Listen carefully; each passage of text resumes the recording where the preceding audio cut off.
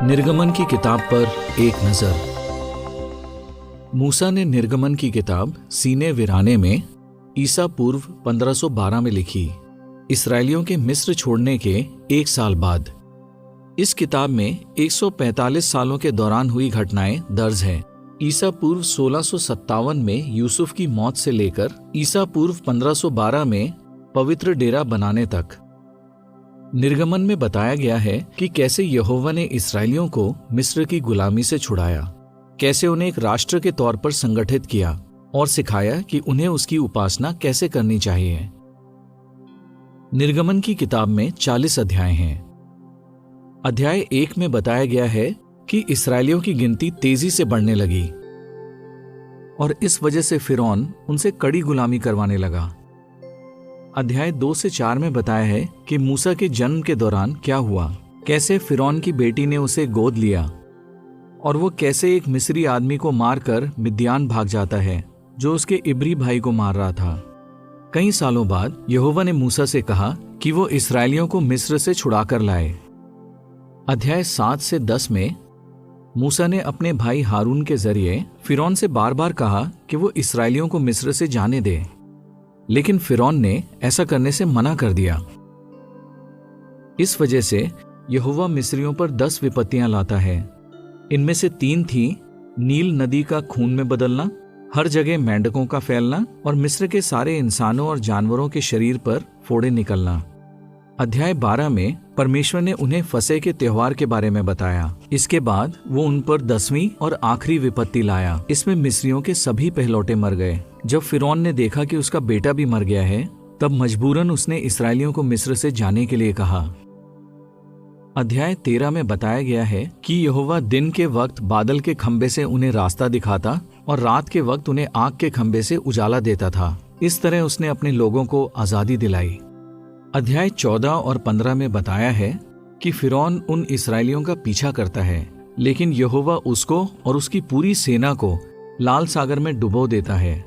फिर मूसा और इसराइलियों ने जीत की खुशी में यहोवा के लिए एक गीत गाया।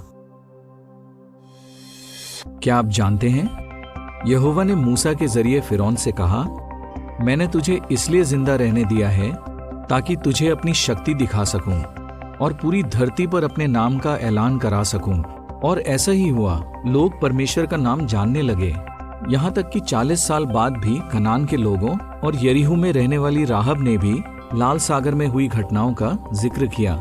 इससे भी बढ़कर फिरौन की मौत उन लोगों के लिए एक चेतावनी है जो यहोवा के खिलाफ जाते हैं, और उसमें शैतान भी शामिल है।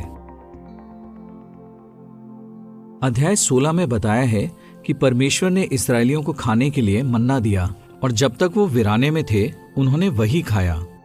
अध्याय 19 में बताया है कि मूसा सीनै पहाड़ पर जाता है और यहोवा उससे वादा करता है कि अगर इसराइली उसकी आज्ञाओं को सख्ती से मानेंगे तो वो यहोवा के लिए याजकों से बना राज्य और एक पवित्र राष्ट्र बन जाएंगे।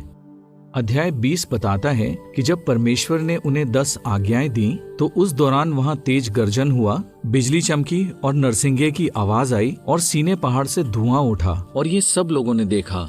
अध्याय 24 में मूसा ने लोगों को करार की किताब पढ़कर सुनाई और उन्होंने कहा, यहोवा ने जो जो कहा है वो सब हम करेंगे और उसकी हर आज्ञा मानेंगे। अध्याय 25 से 40 में खासकर याजक पद के बारे में, पवित्र डेरा बनाने के बारे में, करार का संदूक, दीवट और दूसरी पवित्र चीजों के बारे में बताया गया है। अध्याय 28 और 29 में याजकों की पोशाक और याजक पद सौंपने के बारे में बताया गया है। महायाजक एक इपोद पहनता था और एक पगड़ी जिस पर सोने की पट्टी लगी हुई थी। उस पट्टी पर ये शब्द खुदे हुए थे कि यहोवा पवित्र है। अध्याय 32 में जब मूसा सीनै पहाड़ पर गया तो लोगों ने एक सोने का बछड़ा बनाया और उसके सामने नाचने गाने लगे और उसकी उपासना करने लगे। जब मूसा पहाड़ से नीचे आया तो उसने उनका बनाया बछड़ा आग में जला दिया और उसे चूर चूर करके पानी में बिखरा दिया और वो पानी इसराइलियों को पिलाया। अध्याय 34 में मूसा दोबारा सीनै पहाड़ पर जाता है और वहां यहोवा उसे अपने नाम और अपने गुणों के बारे में बताता है। अध्याय 40 में बताया गया है कि बादल का खंबा पवित्र डेरे पर छा जाता है और डेरा यहोवा की महिमा से भर जाता है। निर्गमन की किताब पढ़ते वक्त ध्यान दीजिए कि कैसे यहोवा घमंडियों को नीचा दिखाता है, कैसे नम्र लोगों से अपना मकसद पूरा करवाता है और किस तरह इस्राएलियों को आजाद करता है, जिससे हमारा भी विश्वास बढ़ता है कि यहोवा अपने राज के जरिए हमें छुटकारा दिलाएगा।